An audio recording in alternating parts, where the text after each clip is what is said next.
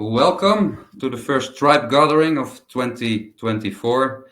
A bit too late, but a happy new year in any case. Today it's my pleasure to welcome our main speaker of today, Jack Jones from FAIR Institute and the creator of the FAIR model, and my good friend Ivan Milenkovic, experienced CISO, security advisor and mentor, and today also a moderator. Ivan, you can add that to your list. So Ivan has a license to intervene. So let's keep it interactive today. Use the questions tab on the bottom right of your screen to ask any questions. So we have a lot to cover today. So I'll hand it over to Ivan in just 1 minute. I just wanted to share this one slide with you and let it sink in for a moment. So the question there is, who's doing the risk assessment of the risk assessment, right? So as a profession today, I think the good news is that we are maturing quite fast and well. But on the other side, the part of growing up is being open to challenging existing practices. Or as our good friend Ivan Koen-Maris always says, are we doing the right things or are we doing the right things right? And this is something that we're going to hopefully inspire you with today. So without going in too deep right now, I'm going to hand it over to you, Ivan. Wim, thank you very much. And it's fantastic to see this many people with us today. So thank you all for giving us the time and the platform, obviously, to explore this very interesting topic. I guess Jack is one of those people that don't need much introduction. Nonetheless, it's worth just quickly going over who he is and obviously how blessed we are to have him. So in short, Jack has worked in information security for over 35 years, 10 of which as a fellow CISO with 3 different companies, including a Fortune 100 company. Worth mentioning that in 2012, Jack received the CISO Compass Award for Risk Management Leadership. He's also an adjunct professor at Carnegie Mellon University, and he teaches in the CRO and CISO executive programs. Jack created the factor analysis of information risk, so FAIR model that we're discussing today, which has been adopted as an international standard. Currently, Jack is the chief risk scientist at RiskLens and emeritus chairman of the FAIR Institute, which most of us know about, more than 13,000 members worldwide and so on. Last but not least, Jack has also co-authored a book on FAIR titled Measuring and Managing Information Risk, a FAIR Approach. So I guess so many questions are coming straight away. And again, Jack, thank you so very much for being here with us. I'd like to kick us off with a rather simple question. Why did you do it? Survival instinct, actually. So I was a new CISO for that Fortune 100 company, which was Nationwide Insurance here in the States. And as a new CISO, as everyone here knows, the first thing you have to do is put together a strategy to solve all the organization's problems and then go beg for money. And I went on my dog and pony show to the executive management there. And one of the executives listened to my presentation and said, so tell me, Jack, how much risk do we have? And I could have talked about vulnerability and threat and those sorts of things, but I was completely unprepared to answer the question of how much risk does the organization have? And I shrugged and I said, well, lots. And he said, and if we spend these millions of dollars you're asking for, how much less risk will we have? And I knew I was in trouble then. Kind of hung my head and said, well, we'll have less risk. And he knew he wasn't going to get a better answer. It was a teaching moment. He was telling me that unless I could speak in these terms, I was just really expensive noise. And likely my existence in the organization was my time there was probably limited. So I spent months researching all the different risk measurement methods in our profession at the time. This was 2001, and none of them helped me to answer those questions. And frankly, today, again, outside of FAIR, there's really very little that's being done in our profession to answer that question, at least in any sort of defensible way. Yeah, but so I set about trying to figure out how to answer the question, and the result was fair. That's absolutely fantastic. I guess so many of us can actually relate to that one, although I don't think that many of us will actually embark on creating new models. So I guess let's dive in. Super. Okay, so before we get into what FAIR is, and actually we aren't going to spend a ton of time on FAIR today, all right? Before we get into FAIR or any model, we have to understand, I think, why it's even necessary to take that journey, because it represents change, and it's been called by people who've been on this journey for a while, it's a paradigm shift. And paradigm shifts can be challenging. And if we're going to undertake something challenging, there has to be a good reason for it, right? Because, you know, we have a lot to do. And if we think that what we're doing today is fine, then, you know, the heck with taking on something, you know, new and challenging, right? So we have to understand sort of our current state as a profession. So, you know, this was essentially the question, more or less, I was faced with, and that I suspect many of us are faced with, particularly with the economy being what it is these days. Organizations tend to be tightening their belts, even in their spend on cybersecurity. And we're seeing a lot more questions about sort of return on security investment. And unless we have a good answer, we put ourselves professionally sort of at risk, but also the organizations we serve. And we'll get into that more as we go along. So let's take a little bit of a tangent here to put things in perspective, and let's talk about medicine. So medicine has been on a journey, of course, as a profession for thousands of years. And you can break this up into epochs, if you will, sort of medicine as a craft, you know, before, say, the mid-1800s, in that range, when it started to become more science and weaning itself away from being a craft. And then into scientific but reactive, which is largely where medicine is today. And then proactive medicine, where we're headed from a medical perspective.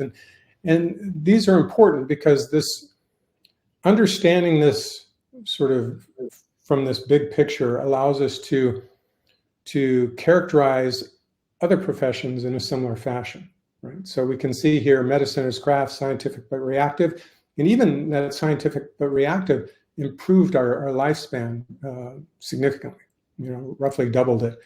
But proactive medicine focuses on not only living longer, but living better for longer, right? And it reduces costs, so it's more efficient as well. So if that's medicine, where are we as a profession in cybersecurity? We're still largely in security as a craft. And I'll explain that as I go along. And that can be a little bit uncomfortable for me or anyone to sort of characterize our profession as being relatively immature like that.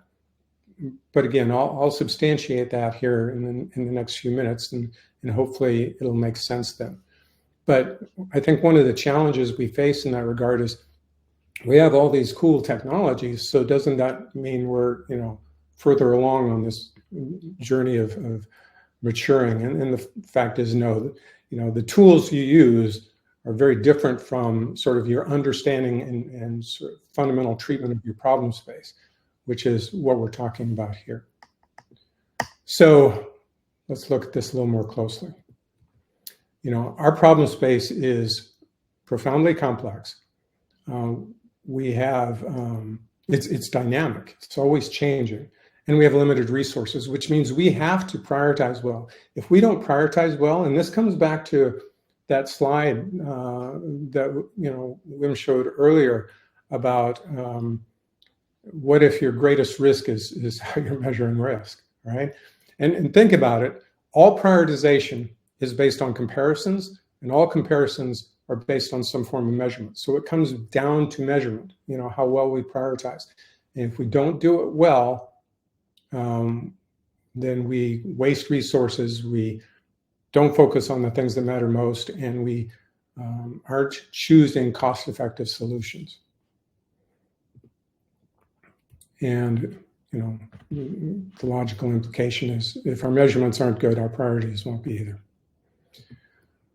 So this is my experience in going into organizations and looking at how they're measuring risk and managing risk.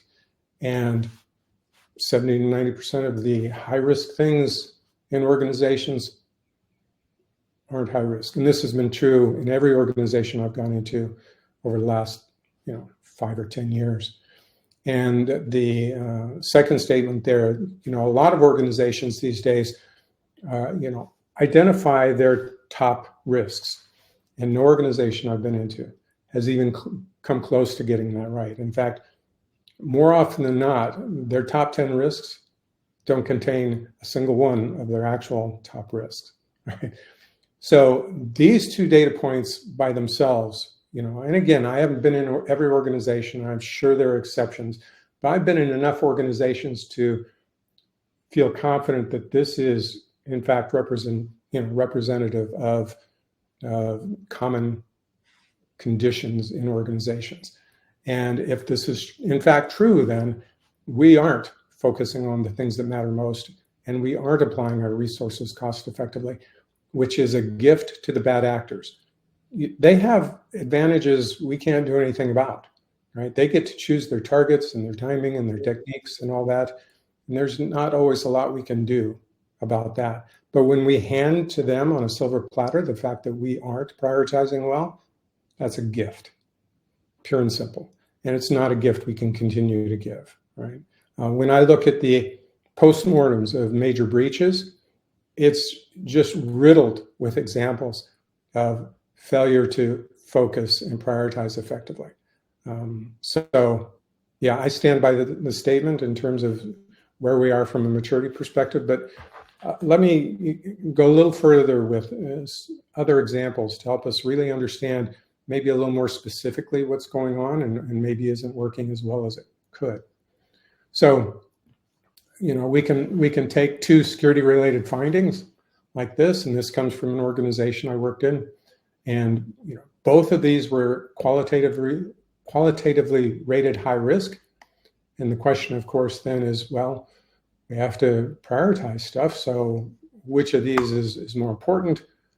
According to the qualitative sort of common approach to measurement, they're equal. Well, in fact, when you do a real risk measurement of them in quantitative terms, one represented an order of magnitude more exposure than the other. So again, that's not something you'd ever get from a qualitative measurement. You can only get that from a quantitative measurement and from a more structured and rigorous approach. Okay, so that's such a staggering difference. I guess, do you have something to show us how those things could be changed? Obviously, how those risks should be requalified and quantified at the end? Yeah, I actually have another presentation, and maybe if there's interest, we can schedule a time to go through that, where I walk through both of these analyses and talk about the data and assumption, the structure of the analysis, the data and assumptions that underlie them, and some of the control opportunities and that sort of thing. So it's so again, if there's interest in going there, we absolutely can. It would take the rest of today, of our session today to go into it. So I'll beg off on getting into the details there. Absolutely. So some of the reasons why we struggle. And this is a slide I show in many of my presentations. I ask the audience, which of these maybe are amongst their top risks. And, a lot of times organizations say, well, those are all, they make up a large part of our top risks and that sort of thing. And I sometimes even ask, well, which of these is the most represents the most risk. And then everybody goes, it becomes sort of a free-for-all. Then reputation, insiders, those tends to, people really focus on those. But the truth is, none of those are risks. They're all part of the risk landscape. They all contribute to how much risk our organizations have. But to conflate them into this sort of ambiguously applied word risks means, and given the fact that they're different things, they aren't fundamentally the same as each other, means that we can't compare them side by side and we can't prioritize amongst them. And when I go into organizations and look at their risk registers, I see lists like this, insiders, reputation, phishing, blah, blah, blah. And again, those aren't risks, but when people are treating them as if they are something sort of, again, ambiguously defined risks, then we lose any opportunity to prioritize amongst them and manage them cost effectively. So, this, and unfortunately, terminology is about the least sexy thing you can think of when it comes to any profession, right? But it is foundational to the maturity arc of any profession. So if you look at physics or mathematics or any profession we think of as mature today, they all went through a maturity journey. And early in that maturity journey, their terminology was hideous, their use of terminology. And that's simply where we are as a profession. Our use of fundamental terms in our profession is profoundly inconsistent, which means we don't measure well, we can't communicate as effectively as we should, and that those then have sort of downstream effects that, again, we'll get into more as we go along. But so I guess my point here is that terminology itself, particularly around risk, is something that we have work to do on as a profession. And that's one of the first and surprisingly to me, one of the most important benefits early on in creating and using FAIR was that it normalized terminology and people's mental models. And that made communication so much easier. The religious arguments that were so common, and that I'm sure all of us have too much experience with, around, well, this is high risk. No, it's not. It's low risk. No, it's not. It's medium risk. Those are usually founded in two things. Nobody has actually scoped what they're talking about. There isn't a clear definition of what they're arguing about. And then sort of the mental model of risk is not the same for the people around the table having the religious debate. So, that was, again, that was a big surprise, pleasant surprise for me in creating and applying FAIR was, getting rid of a lot of the noise around that. And that was even before I began to use FAIR quantitatively. Early days, FAIR was qualitative because I didn't have the skills or experience yet to apply quantitative methods. And it was incredibly effective as a qualitative framework too. But that comes with some important limitations. So an example of what I refer to as a clearly scoped risk, a loss event scenario, because stop and think about it for a second. The sole purpose for our existence as a profession is to help our organizations manage the frequency and magnitude of loss events. And it's those loss events that are the risks we're managing them. It's not bad passwords. It's not poorly patched systems. Those, again, are part of the problem that we have that leads to how much risk we have. But at the end of the day, what we're here to help our organizations manage is the frequency and magnitude of loss event scenarios. Those are risks, right? So this is an example of what I consider to be a clearly scoped risk. We have an asset at risk. We have a threat against the asset. We have an effect we're trying to avoid.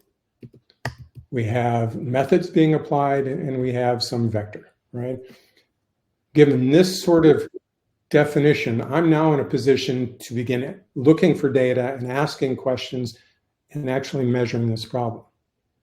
So, when I talk about scoping a risk, it's getting clarity about what it is exactly we're trying to measure and manage against. Hopefully that makes sense. So what's the most commonly used cybersecurity model? When I ask people this, usually they'll say, well, I use NIST, or I use ISO, or I use whatever. But those aren't measurement models. Those are frameworks. Those are taxonomies. They aren't what are referred to as ontologies or analytic models, measurement models. And so the actual answer, the most commonly used cybersecurity risk model, is the mental model of the person who just licked their finger and said it's medium risk. You don't know what the scope of their measurement was. And honestly, they don't either, right? They haven't, in their own minds, clearly defined what they just measured. You don't know what variables they used, and they don't either. You don't know what data they used, and they don't either. But they used data, right? Tumbling around somewhere in their mind is, media report or some white paper they read or something like that, and they're sort of, drawing that in subconsciously into their measurements. So again, these are measurements. You lick your finger and stick it in the air and call it medium. That's a measurement. Okay, without clear scope, without clearly defined variables and identification of what data you're using, I can't imagine a less reliable structure for measurement, especially for something as complex as our problem space. Yeah, certainly not ideal, yes. What's that? I said certainly not ideal to do it that way. And sometimes in the moment you don't have a choice, right? But for big decisions, for strategies and policies and big spending sorts of things, and for prioritizing, you have a choice.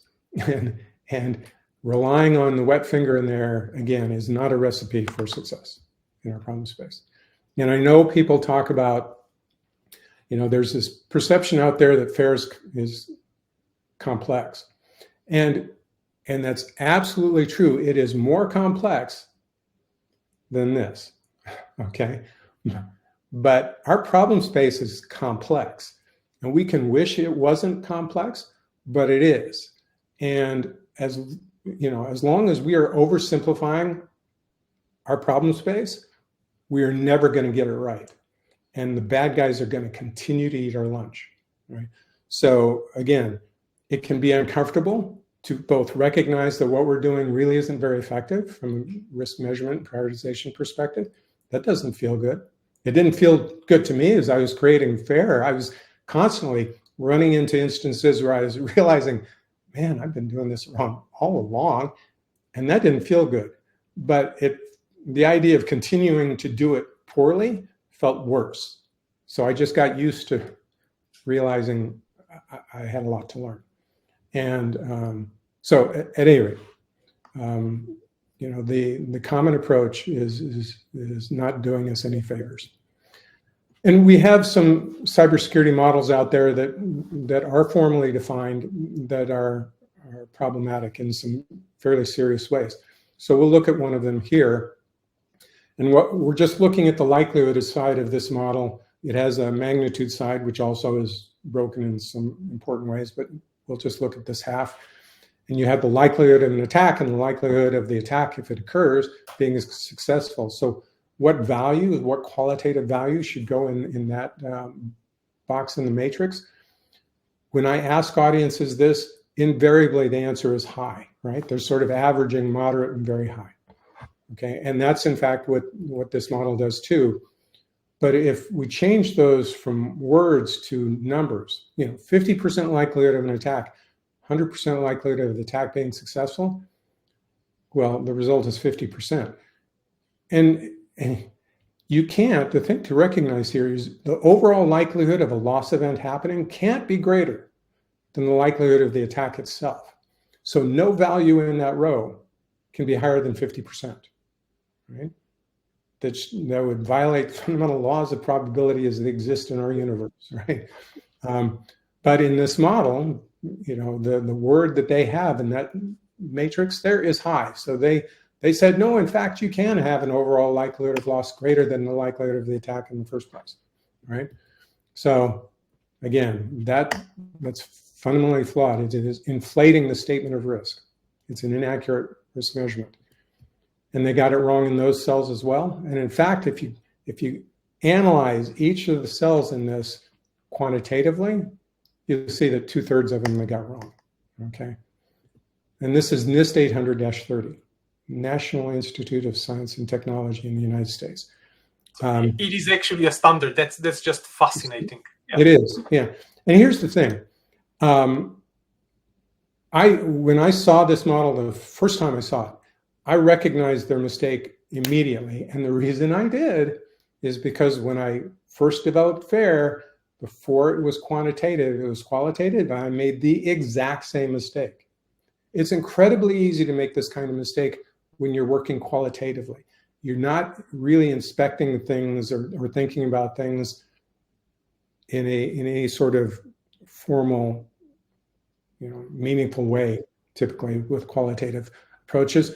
So it's incredibly easy to make this mistake. And I see this just riddled throughout sort of the qualitative practices in organizations when I go in and look at how they've set up their, qualitative measurement practices. So yeah, this is, and again, this is just one of the problems with NIST 800-30, but it highlights that, again, as a profession, we have something that's a standard from, a major institute in the profession that's created this. So yeah, again, it just, I think, supports my position that we are relatively young yet, actually very young. And here's another one, and this one's probably my pet peeve. So hopefully nobody here on this call would feel comfortable doing math on colors, right? We can have a talk offline if you are in fact comfortable with that, but and likewise with words, right? Hopefully nobody would feel good about that. But then we throw numbers into the mix. But these aren't quantities. These are text labels, just like very low, low, etc. above. There's literally no difference between 1 through 5 and the very low through very high. And you can't do math on ordinal values. Okay, I know it's done pervasively, but it is fundamentally flawed and leads to really bad outcomes from a measurement perspective. And so, you can't, in fact, do math on ordinal values like this. And let me put a nail in that coffin, hopefully. Let's change the 1 through 5 to these numbers, -8 through 2,961. They are every bit as legitimate as 1 through 5 as labels for these buckets. There is literally no difference. But the math you were doing on 1 through 5 that you thought was working, now obviously isn't working. And yet nothing has changed. Fundamentally, nothing has changed. So, math on ordinal values, pervasive practice in the industry, is baked into all kinds of technology solutions that are being used in our profession, and is fundamentally flawed as a measurement practice.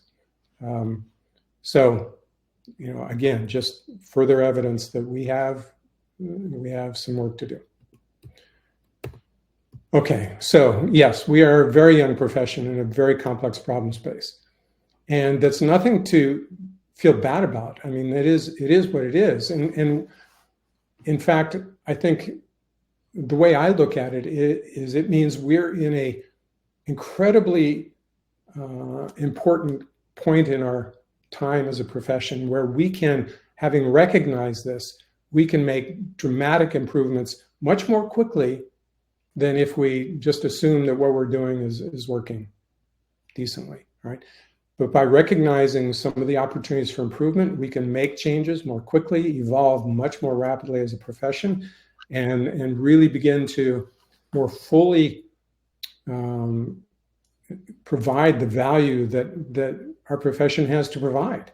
Okay, so again, back to that earlier slide about where we are in terms of the epochs of our profession, and we'll see a little bit more about that later. Yeah, this is, I stand by my statement that we are still, from a measurement perspective and a prioritization perspective, we're still working as a craft, and that has some important implications. I think that's a very sound statement, Jack. We can draw many parallels there. I was on a panel recently where we were debating when it comes to, for example, definition and differences and everything else that comes around the CISO role.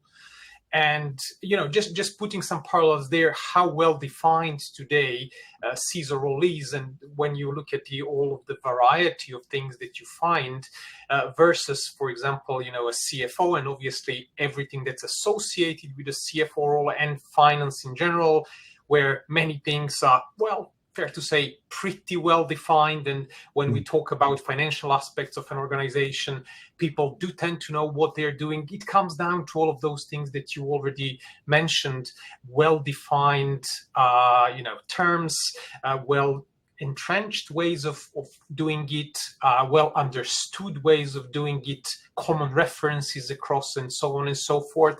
I think this is absolutely something that we can effectively use this as a parallel. So yeah, I totally agree with you. Yeah, thank you.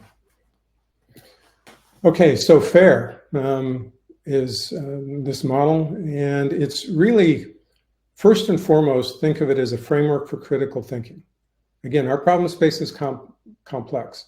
And so when we're trying to understand and manage these complex problems, having a framework that allows us to think more rigorously and thoroughly about the problem, my experience is it was a godsend. You know, my ability to, well, my comfort level in terms of the decision-making the decisions I made, my ability to explain the basis for my decisions, you know, communicate how I got there, and why my recommendations were what they were.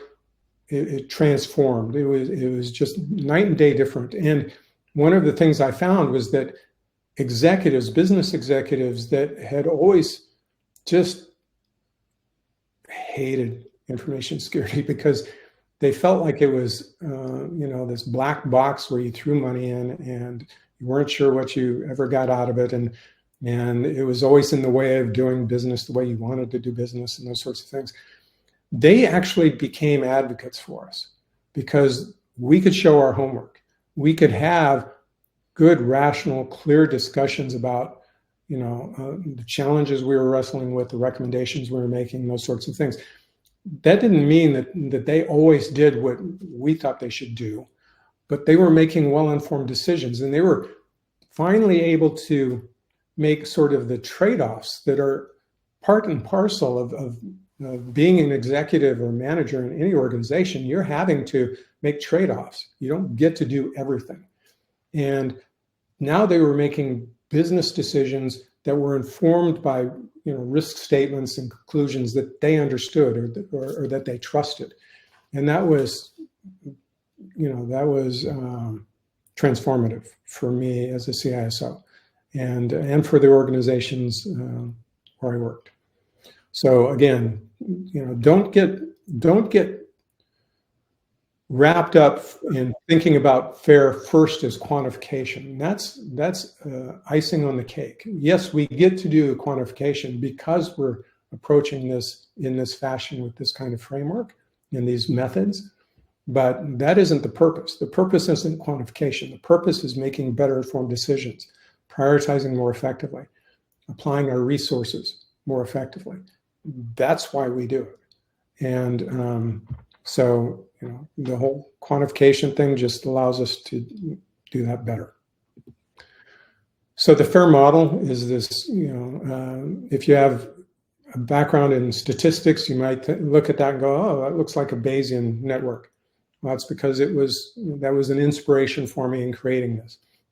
I have no training in Bayesian statistics, but the principles underlying it make perfect sense for this kind of problem, right? We want to understand the factors that contribute to risk in this case. And it has, a loss event frequency side to the model and a loss magnitude side. And it goes to deeper levels of abstraction than what you're seeing here. There's more to it than we're going to get into today. But it's just, again, I wanted to get across this relatively simple structure. And having said that, I want to emphasize something. FAIR isn't complicated. FAIR is, I've heard it described by many people as elegantly simple. What's complicated is the problem space we have to apply it to. And that's true whether we're using FAIR or something else. It's the problem space that's complicated. And we can wish it were simple, but it's not. And so as Einstein is reported to have said, make things as simple as possible, but no simpler. And I think that's an important principle that we should keep in mind when we're struggling with the complexity of our problem space and our solutions for our problem space. We need to, because of limited time and whatnot, we need to keep it as simple as possible while still having an accurate understanding of the problem and making, better decisions. So the other thing I'll point out is, as was said earlier, I think it's an open standard. There's a professional certification through the open group. There's a community, over 15,000 people from around the world in the FAIR Institute. The FAIR Institute membership is free, and there's just a ton of resources there, white papers, videos, hundreds of blog posts. There are chapter meetings in major cities around the world. So there's a community out there to support folks who are thinking about or are embarking on this journey. And the value propositions, I already talked about that first one, as a framework of critical thinking, which improves the quality of our measurements. And again, this is true whether we're, applying FAIR quantitatively or qualitatively. So going back to my statement about in the early days, I applied FAIR qualitatively, where it was about scoping the risks, looking at the different factors, measuring those factors qualitatively in those days, and rolling those up. Even using it in that form at Nationwide Insurance, we reduced by an order of magnitude the number of high-risk issues in our organization. I think that came out wrong. So we reduced by an order of magnitude the number of high-risk issues we were trying to manage in the organization, in the company. And that was qualitatively. We were reducing noise. Think of it that way. And that was, again, profound, not only in our ability to focus, but also it meant that we weren't screaming high risk nearly as often. And our executive stakeholders began to take us seriously when we did. When we said something was high risk, they were like, okay, I'm interested. Tell me more. What do I need to do about this? My problem as a CISO at Nationwide became, I didn't have enough resources to support all of their requests for our time. Okay. How many of us have that problem in profession today? Not too many organizations. And so, again, having this different relationship and a different level of credibility with, these executives was transformative for the organization. They really began to take seriously the things we were saying. And as I said earlier, it takes religion out of discussions, and it allows us, if you want to measure things quantitatively, we can now express risk in quantitative terms, which these executives understand. Now, one thing I'll tell you, though, is the first time or two you take a quantitative risk measurement to your executives, they're going to get really interested really quickly, because they're going to want to know whether this is smoke and mirrors or whether you actually know what the heck you were talking about. Where did the numbers come from? And I know a lot of people get nervous about the prospect of that, all right? And I get it. I was nervous too, but it turns out FAIR, again, the application of this model and the methods surrounding it is the homework you need to be able to show to answer their probing questions. And all that does is increase your credibility. Okay, so I have never walked away from one of those conversations with my tail between my legs because I could show my homework. And so this is, you know, again, the nature of our problem is complex. We have to, and frankly, again, from a risk measurement perspective, I don't think as a profession we have great credibility typically with our executive stakeholders, and this can change that. So that's, you know, as far as I'm going to go with FAIR today, but there's a relatively new extension to FAIR called the FAIR Controls Analytics Model, which is just been out a couple of years now. It's not widely adopted at all. In fact, there's really not enough documentation around it to make adoption of it easy. So I'm working on that. But it's important. It's an important sort of step in the evolution of our measurement practices that I think the sooner we recognize the opportunity here, the faster we can take advantage of it. So again, I love medical analogies and I use it here again. So if we ask a physician what's more important for them to know, anatomy or physiology, hopefully the answer they would give is, well, neither. You need to know both in order to practice good medicine. So let's look at FAIRCAM a little bit and see, because FAIRCAM, how do I want to say this? The frameworks that we use, the control frameworks that we've known and loved for years in our profession, that's pure anatomy, right? That tells us what are the different parts of the body that can or should be part of our security programs, right? And that's incredibly important stuff. But how those things function, how each of those elements in the framework, in those control frameworks actually affects risk is not clearly defined. And their relationships to each other, how they operate, how the controls operate as a complex system of dependencies, that's nowhere to be found. Okay, so let's look at this a little bit. And again, we're going to just scratch the surface here. But we know that if we have assets and we have threats against those assets, we have to have controls in place to affect, you know, keep risk, you know, from being too severe. But let's be a little more specific. Instead of just controls, let's call them loss of controls. These are, and we see some examples here. And these are controls that directly affect the frequency or magnitude of loss, right? And we'll see an example here in a moment.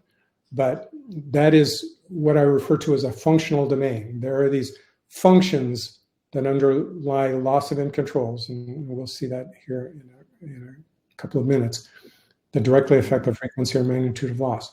But there's another functional domain, and that's variance management controls. These are the controls that affect the reliability of other controls, like scanning affects is an important tool in managing the reliability of software and operating systems and those sorts of things, right? Knowing what's not in the condition it should be in. So we're managing variant conditions. And then there's the third functional domain, decision support, which is these are the functions that allow us to make good decisions about the rest of the landscape here. And so these things, the decision support and variance management controls, they affect risk through their downstream effect on loss of controls. So let's look at an example.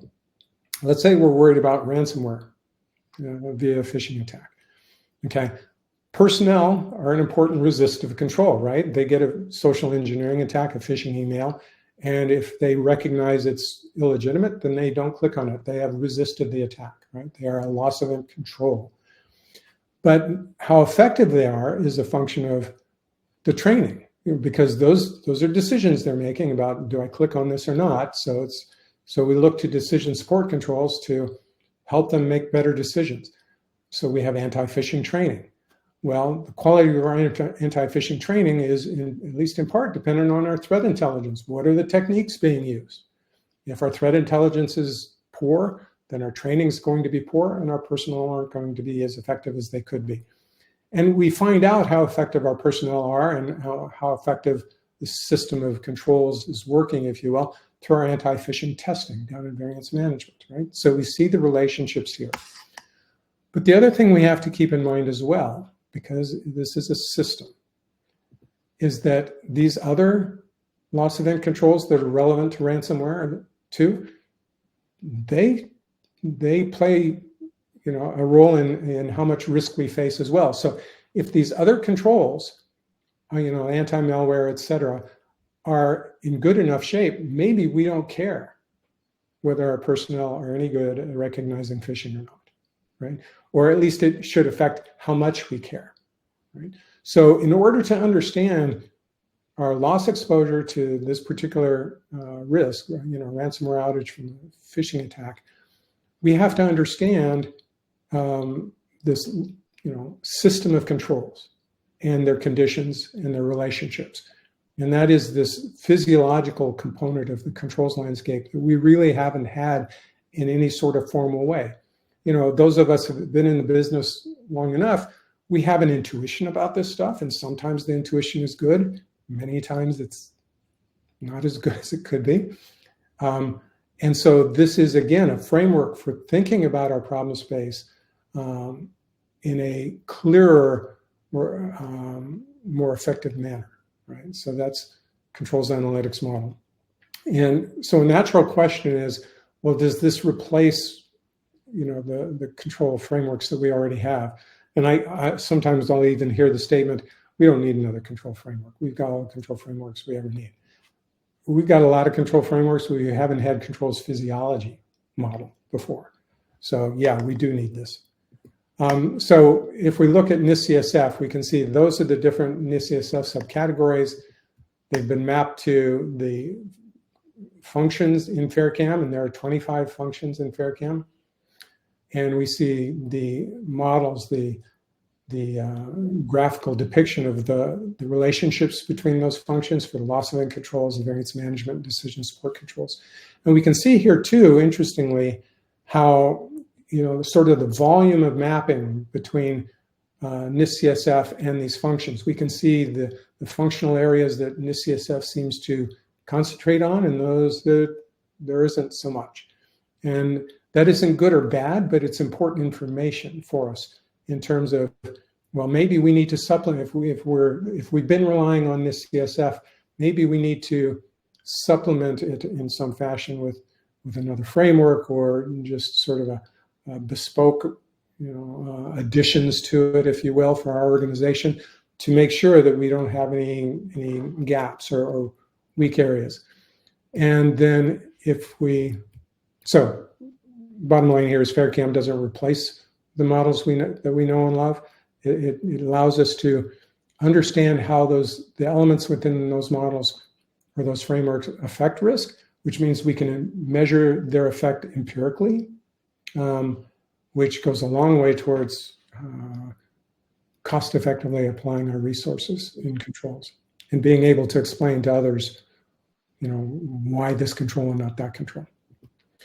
And if we look at, say, NIST-CSF mapping versus the CIS controls versus the MITRE mitigations, we see how they concentrate on different areas. And again, that's not good or bad. It's just how those have been structured. And it can allow us then to maybe pick and choose you know, the elements from different frameworks to make sure, again, that our organizations have the coverage we feel they need to have from a controls perspective. So wrapping this up, you know, simply stated, we are a young profession. I think that's an exciting opportunity for us. We can say, yep, here are the things we can do to make significant leaps in the maturity of our practice. So I view it as an opportunity. It's not something to feel bad about. It's something to feel excited about. But we have to recognize it means change, and change isn't doesn't tend to be comfortable, and sometimes can face some significant resistance. But that's the process in which you're in. A simple step forward for you to maybe think about when you go back to your organizations is the next time someone says something is high risk or medium risk or whatever, ask these questions. If nothing else, ask them in your own mind. You know, are they even talking about a risk? I mean, what have they measured? And that goes to the scoping statement too. Is what the thing that has just been measured, was it clearly defined? 99% of the time, it hasn't been. What model was used? Probably a mental model. It's probably different from your mental model or someone else's mental model. What data were used, and did they do math on ordinal scales? All right, and then think about if the answers to these questions are it wasn't even a loss event scenario that was being measured. It wasn't a risk, and it wasn't clearly defined, and the model was someone's mental model, and the data weren't, expressly stated as to what was used, and they maybe were doing math on ordinal scales. How reliable is that measurement? Back to that first slide that Wim showed on what if your biggest risk is how you're measuring risk, right? So here's some resources. I encourage you to check them out, and continually trying to add to these, particularly around FairCam, because there's so much potential there. And I will warn you, though, if you think FAIR is complicated, hang on, because FairCam is more complicated. But it's still a simplification from reality. So it's not as complicated as it could be. And I'm hopeful that over time, in applying it, we'll find ways to simplify its application. I'm already running into that. So again, you don't have to become a controls physiologist to apply FairCam, or at least you won't have to as we go forward. So hopefully you found that halfway interesting, and I would love it if there are questions and hard questions, skeptical questions. This was absolutely fantastic, Jack, and thank you so very much for it. I guess we have a couple of questions that came through, so I'll try to go quickly over them. So from Andre, do I understand correctly that in fair risk is a negative impact, so expressed in dollar value on an asset that has dollar value for the business? Yeah, that is correct. Great. I guess the whole purpose is for us to try to move on from qualitative to quantitative risk analysis. So absolutely great. The next question from Alcid. Sorry, I hope I know I'm not pronouncing your name right. I'm not doing it the justice, so upfront apologies. I love FAIR and I'm adopting it in my organization. In terms of controls, don't you think that we as a profession should agree on a control framework for consistency? Personally, I appreciate the NIST SP 853. I'd actually love to start answering this one, and I'll let you, Jack, answer after that. But control frameworks are always, I guess, possibly contagious discussion. The reason for that is it is my personal belief that there is no perfect controls framework.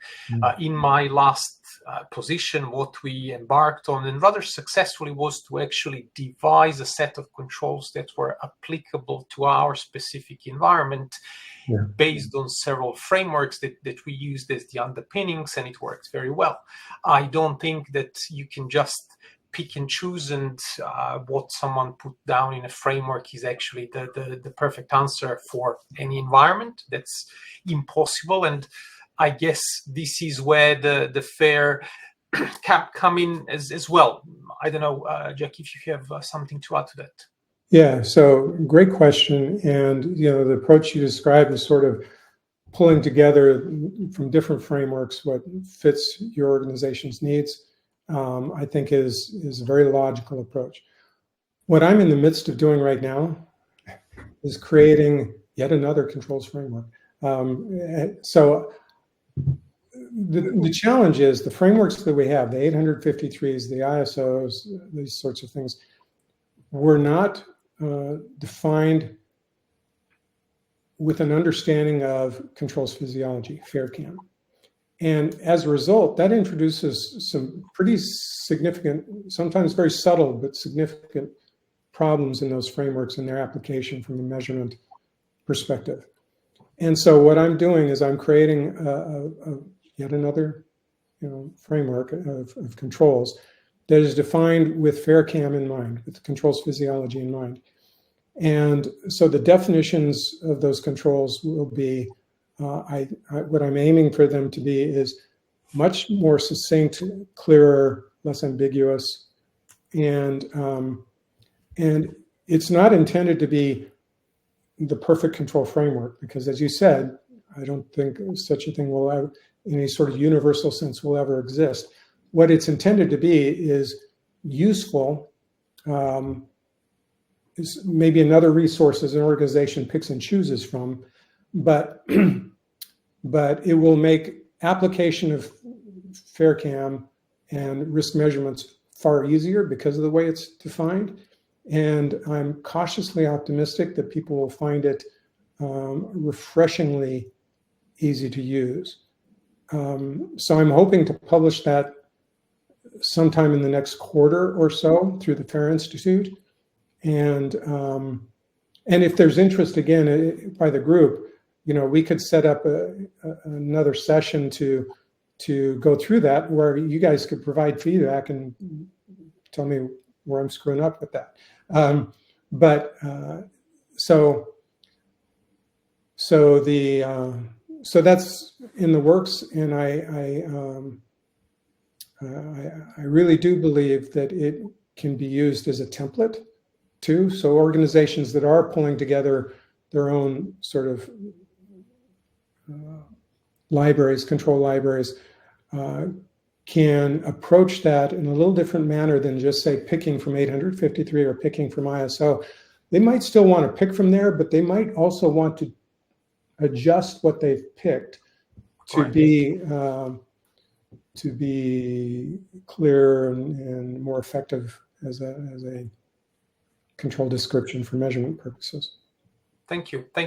And I'll pick the last question here, which I think is rather interesting because it depicts, I guess, struggles of many CISOs when it comes to actually where do you start and how do you start moving that bar, obviously, because, when you look across the organizations and you kind of hinted at that at the very beginning, Jack, the level of maturity is rather different, and it's a journey that we as CISOs need to take our organizations on. So Benito's question is, I would like to use a quantitative model, but I'm not sure where to find the data to base my calculations on. Is there a free-to-use database available with reasonably correct numbers per industry and so on and so forth?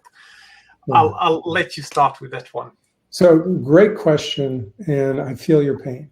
So there's good news and there's bad news. The good news is there's beginning to be better data out there, particularly around loss magnitude. All right. So there are some really good resources for that. Then there's bad news. And the bad news is that there isn't much good data around the likelihood side that's public. And there are a number of reasons for that. Again, the fact that we aren't using well-defined quantitative models, the data we have, we either ignore or misuse, typically. And oh, by the way, none of us shares. We don't share data. So an organization that would like to use quantitative methods, they aren't going to have enough internal empirical data to do what we think of as statistically significant quantitative measurement. Don't get me wrong, you still do quantitative measurement, and then we'll talk about that in a second. But no single organization is going to have enough data to do sort of statistically robust likelihood analysis. And oh, by the way, because we don't share data as a profession, there's nowhere else to go. And a lot of the data that is out there around that is hideous. It's just so poorly thought through and arrived at that it's worse than useless. So good news and bad news. The good news about the bad news is that there are very well researched and proven methods for doing quantitative measurement using sparse data, okay, and subject matter expert estimates. So that quote that Wim had earlier from Douglas Hubbard, Douglas is like the world's leading expert on subject matter expert estimates and measurements. And the great news is that his methods, those are the methods I use and the organizations I've worked with have always used, are incredibly effective at allowing us to do quantitative measurement with really sparse data. And in some cases, the only data we have is a subject matter expert estimate. And there's nothing wrong with that. That is the state of where we are from a data perspective. And that doesn't mean, the fact that we have poor data doesn't mean we get to, we're just not going to measure this thing. No, we still have to make decisions and we have to prioritize, which means we have to measure. And so we have to make the best use of the resources we have. We have to leverage techniques like Douglas Hubbard's techniques for subject matter expert estimation, which allow us to make really good defensible measurements quickly and effectively. So ultimately, we can do this even if we don't have the empirical data that we would like to have for some parts of our model. By the way, I struggled with that very same question when I first started trying to apply FAIR quantitatively. I went to the actuarial VPs at Nationwide Insurance where I worked. And I laid out the problem. I said, I don't want to have the data. And they said, do you have subject matter experts? And yeah. They're data. They're a source of data. They aren't perfect, but if you apply good practice around that, it's entirely defensible and usable, and is a profound improvement over this. And by the way, just a reminder, when we're doing the measurements that we do typically today as a profession around risk, do we have better data than if we're trying to do it quantitatively? No. In fact, we're using poorer data, less rigorously arrived at data, and yet for some reason we're not questioning the quality of those measurements. There's literally no way that these measurements are anywhere close to being as good as quantitative measurements, even with sparse data. And thank you, Jack. I think this was fantastic discussion. Thank you everybody for your time today. I think there are a couple of very good questions that we did not directly answer that I would like to follow up on maybe offline and provide these answers to all the participants, Wim, if that's okay with you. Absolutely. And I guess back to you, Wim, to close it. Yeah. Wow. It all makes a lot of sense, but I think we definitely need to organize a separate session, Jack. This was awesome, really good. Thank you so much. As for, I think, those of you participating for the CISO Tribe, I just wanted to note that this is also similar to the talk, or building on the talk that we always talk about, business alignment, leadership, the CISO mandate, how we communicate risk to the business. That's all well and fine, but it starts here. If you are able to get this right, then you're in control. And if you're not in control, then either the business will take control, or Jack with you, the SEC, who is also, by the way, Ivan, redesigning the CISO description job profile today that you were just mentioning at the beginning of the talk. So definitely dive into the model. I will follow up with an email. Jack, it's okay to share the presentation, right? Absolutely. Okay. So just some last words from me. So today we've been quantifying risks, and next week I've been invited by Rob van Os with the CISO Tribe to moderate a session on measuring performance. So that will be a nice follow-up event on this one. And there's another event in Europe taking place, Jack. Yes. Yeah, the FAIR Institute's first Europe Summit. We had one in London last year, and now we're having one in France that we're very excited about. You should say Paris, Jack, then people will. So I will follow up on it. I'll send the necessary links. Jack, Ivan, we're going to talk in 5 minutes again, I think. Thank you, everybody, for joining, and we'll see you on the next one. Thank you. Have a lovely week ahead. Yes. Take Bye-bye. care.